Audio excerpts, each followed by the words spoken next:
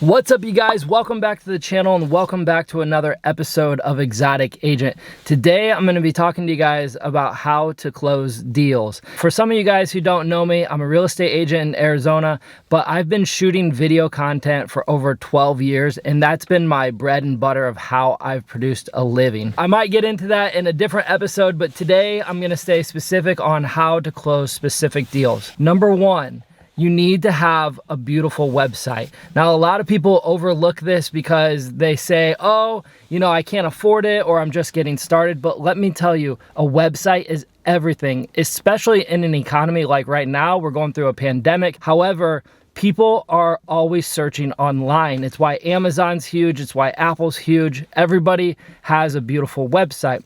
So with that being said, having a beautiful website is number one key to making yourself look like a bigger company than you are. Even if you're getting started, even if you are a big company, make sure you have a beautiful website. So that is my number one tip for how to close a deal. Also, I want to add that if you have a beautiful website, it definitely draws more eyeballs in as far as how the structure of the website is, but also just gives your client that ease that, hey, these guys are good. If you have good content on there that I've shot in the past, or if I have, 1 to 3 people that I work with, not necessarily employees, but more so just faces of the company that they can relate to for when they talk to you on the phone or when they see you. So I know this seems like kind of a simple thing that maybe some of you guys get and some of you don't, but I can't stress enough how much business that my personal website, now I'm talking about video content specifically,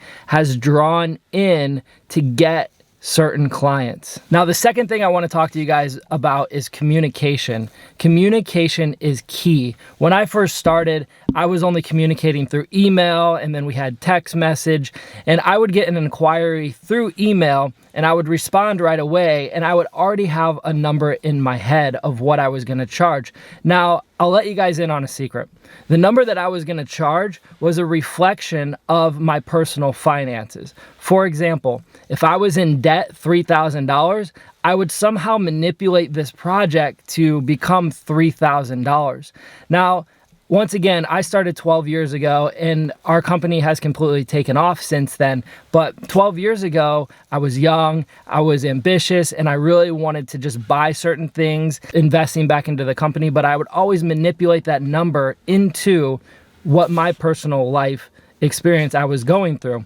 And my communication was off a little bit.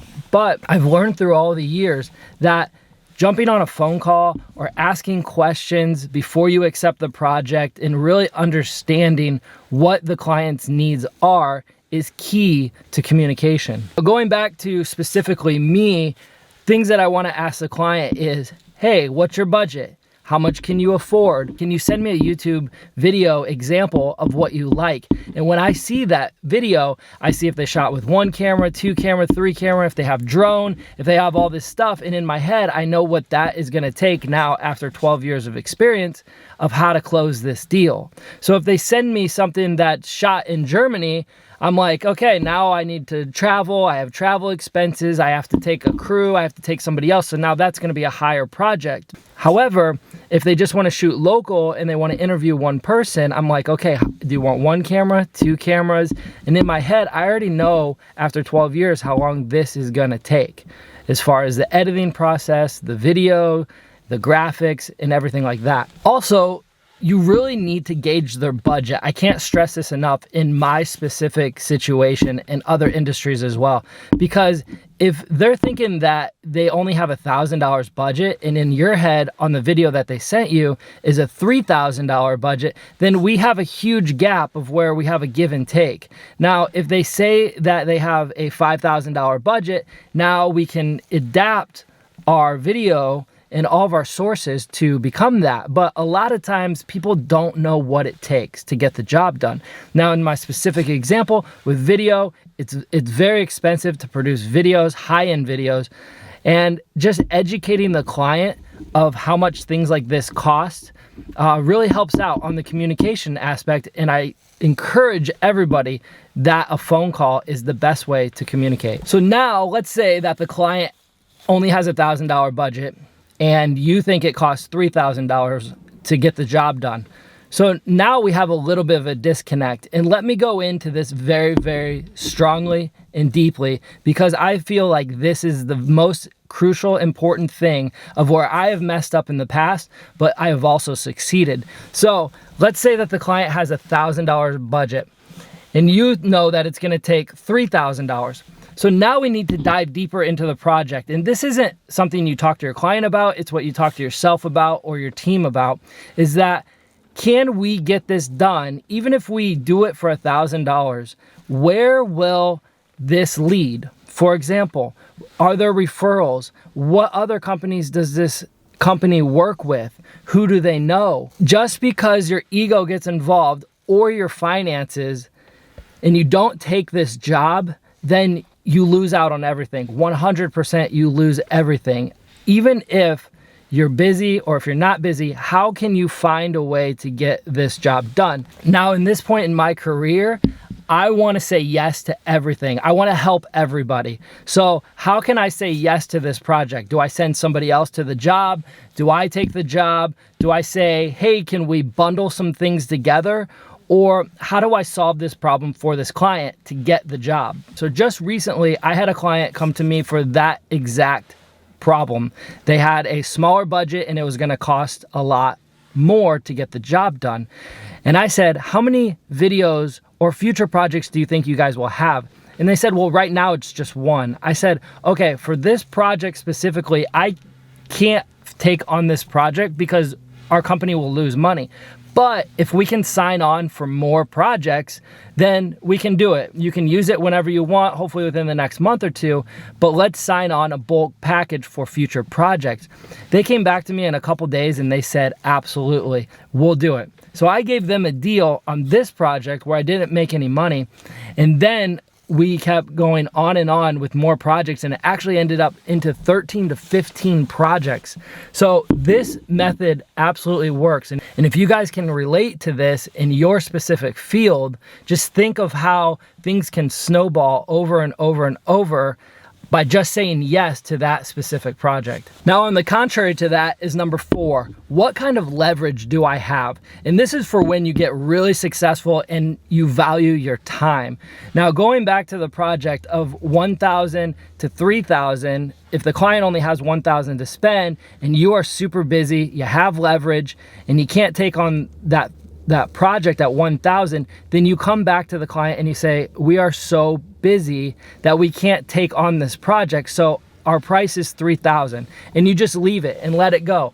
That's when you become very, very successful and you value your time, and it's very limited and you have no other resources whatsoever. Now, what this does on a psychological standpoint is they've seen your website, they know you're good, they see the clients that you've worked with, and now they're like, okay, this company is worth this much. We may not be able to afford them now, but we can in the future, or we can come up with that budget. Now, just remember, everybody has or can get money somewhere, somehow. So when you hang on to your value and what you're worth, and nobody else is available, I promise you, they will come back. Number 5 is execution. Now, this is one of the most important things, if not the most important thing in doing a project or a specific service for a client. Execution is everything. So they've seen your website, they've talked to you on the phone, everything sounds great, they've hired you, they've paid you a down deposit, and now it's time to execute the project. I have seen so many companies blow this. It's absolutely unreal. So let me tell you guys, execution is everything. When you show up to the job, you put a huge smile on your face, you shake their hand, you tell them how grateful you are to have this job, and you kill it. You absolutely go above and beyond for this client. Because let me tell you guys that it's not about this job. It's about referrals. It's about them talking to their friends. It's about their experience. It's like when you go to a baseball game versus watching it on TV. You hear the crowd, you talk to people, you make friends, you buy hot dogs, you cheer really loud because you're there, and then you brag that you were at that game when that home run was hit and the World Series was won by the Cubbies. This also applies to serving a client. You are the players. You are the stadium. You are the hot dog. You are the ones who bring that value to your client. So just remember, have a huge smile on your face. Tell them how excited you are to see them, and thank them over and over and over that you are so thankful for this job. I'm talking about the low-end jobs, and I'm talking about the high-end jobs. Execution is everything. Number 6, I want to tell you is that you need to be the best that you can possibly be at everything you do in your specific field. For me, I want to be the best shooter. I want to shoot the best content. I want to be the best drone pilot, and I want to be the best editor, whether it's me, whether it's my team, whether it's my salespeople.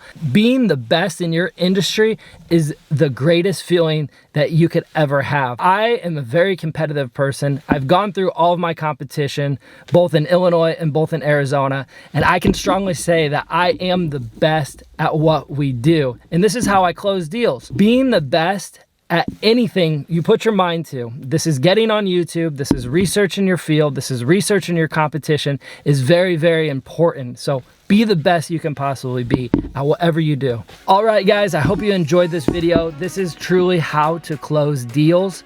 Let me know what you guys thought about this video. I know it's a little bit different on my YouTube channel here, but if you do like it, be sure to hit that like button, be sure to hit that bell icon, subscribe, write me a comment, let me know what you think. Until next time, I'll see you guys later.